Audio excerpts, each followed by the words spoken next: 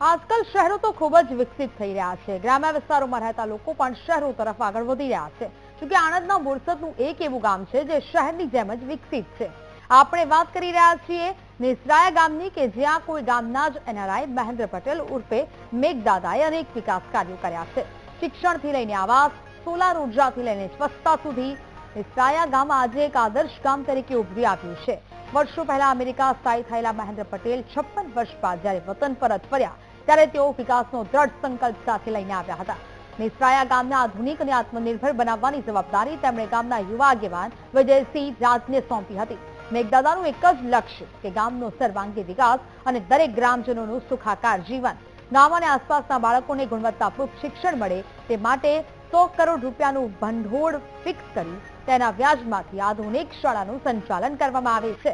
આ સાથે ગામમાં દરેક શેરીઓમાં સીસીટીવી, મેસેજ ડિલિવરી માટે સ્પીકર સિસ્ટમ અને સંપૂર્ણ સોલાર આધારિત સ્ટ્રીટ લાઇટો લગાવવામાં આવી છે।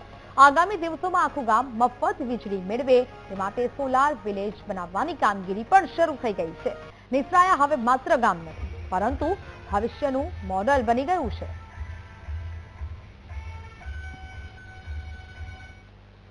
ગામની અંદર જે ગરીબ વર્ગના લોકો હતા, જેઓની પાસે રહેવા માટે સારું ઘર ન હતું, તેવા પરિવારોના 250 જેટલા મકાનો મેઘદાદાએ બનાવ્યા છે।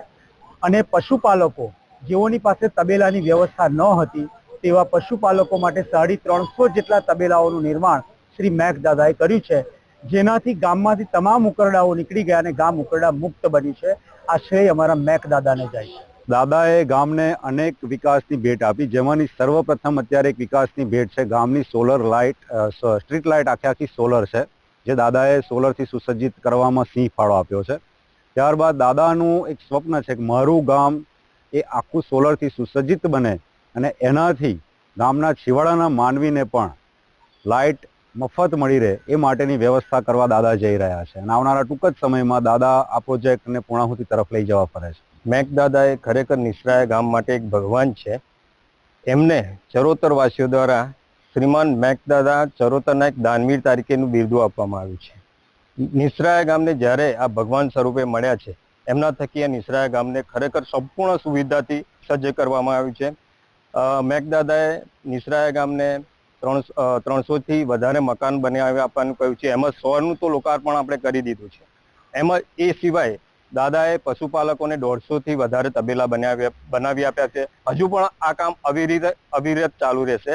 એ તો અમે એક મેઘદાદાને ભગવાન નહીં, જાતે મેઘદાદા એ જ ભગવાન અમે માનીએ છીએ। ત્યાર પછીના આજ સુધીમાં મારી 4 થી 5 ભેંસો ચોમાસામાં, શિયાળામાં, ઠંડીમાં એટલો વરસાદ પડે ઠરી ગઈ, 4 થી 5 ભેંસોનું મૃત્યુ થયેલો અને મેઘદાદાના રૂડા હોજો ત્યાં અમને તબેલા બનાવેલા, જેથી કરીને અમારા પશુ શાંતિથી ખાવાનું ઓછું હોય પણ શાંતિથી નિરોતેથી બેસે।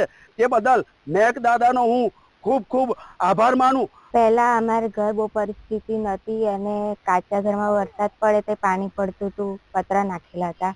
પહેલા કરતાં અત્યારે મેઘદાદાના દ્વારા બહુ સરસ થઈ ગયું। એમને પાકા મકાન બની આપ્યા, લાઇટ, પંખો અને બધી સુવિધા સારી થઈ। મેઘદાદાનો ખૂબ ખૂબ અભિનંદન અને આવા લોકોને 300 જેવા ઘર બન્યા।